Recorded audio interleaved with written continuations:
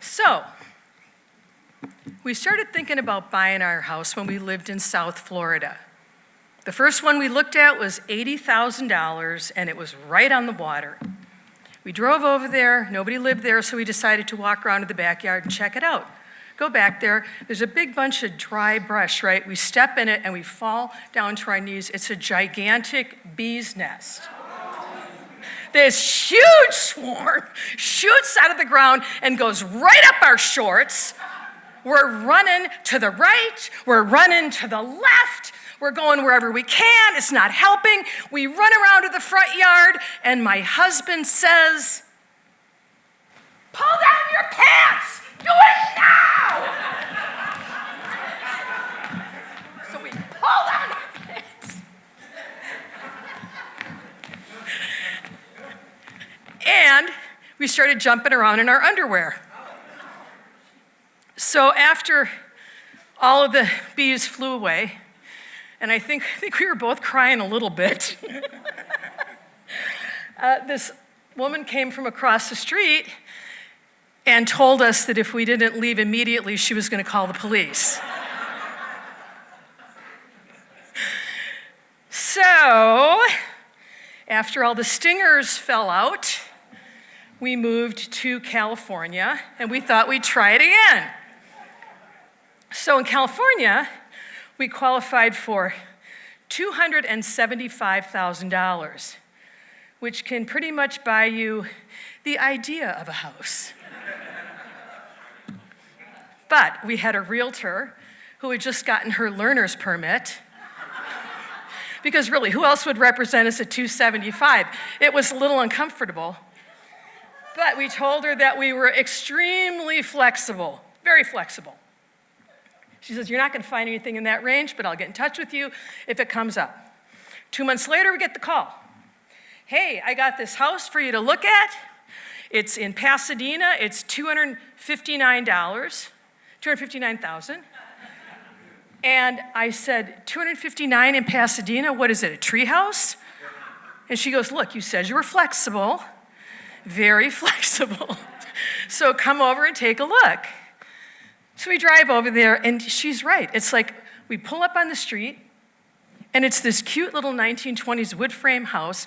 We're delighted. We're excited. We dance up the sidewalk and up and through the front door, and on the inside, wait for it, it's a beauty parlor. It's a beauty. I know. Listen, I was there and I still can't believe it. And I mean, you would not know from the street. It was like a perfectly normal house. But then as we walked up, you could see like these big black rubber hoses and extension cords sticking out of all the windows into the bushes. And I thought, this is like they're running a speakeasy beauty salon in a residential neighborhood. And then when we get up to the front door, the realtor had to knock, and there was a little eye slot that opened, and she had to use the code word blow dry to get us in.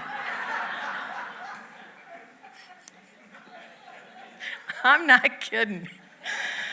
So we walk in the front door into the foyer, and there's a big black and yellow blinking sign.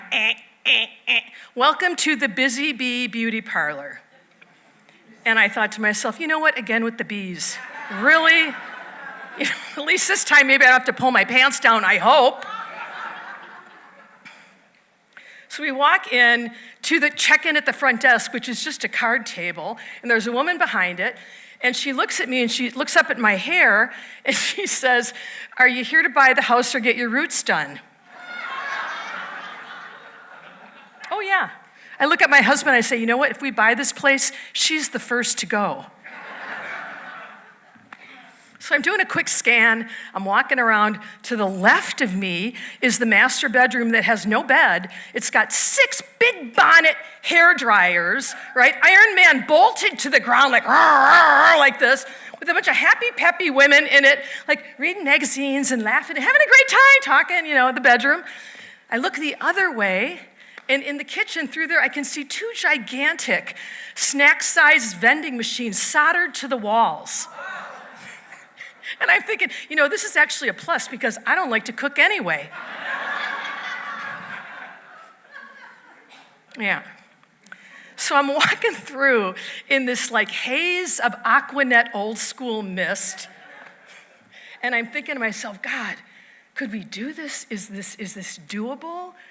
And then I thought to myself, whoa, in one moment, I realized, wait a minute, if we buy this house after we pay all the fees and everything like that, we aren't going to have anything left for renovation, which means we are going to be living in the Pasadena secret supercuts for a very long time. And I really did. I tried to picture it. I was walking around trying to see the three of us like sitting in our separate, vinyl barber chairs in our workstations, eating dinner on those, rolling food trays, washing my hair and dishes with the high-powered nozzle at the same time, trying to sleep at night with those fluorescent tube lights like flickering on and off when they weren't supposed to, just like, until I just went out of my mind.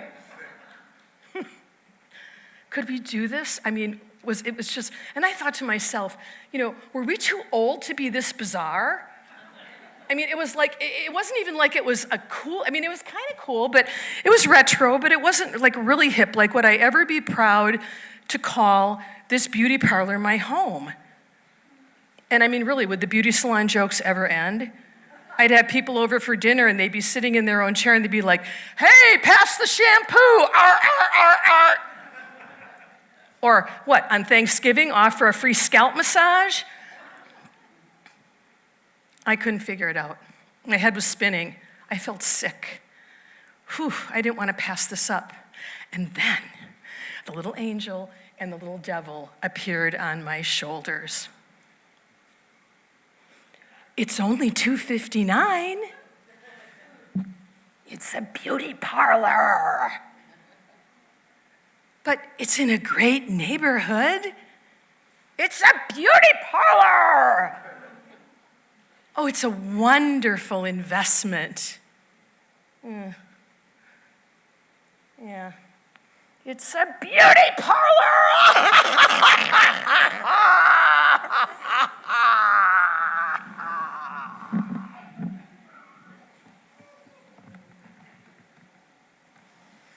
We said no. It was too much. We moved to a nice neighborhood, great schools, lots of kids, and we kept renting. But you know what?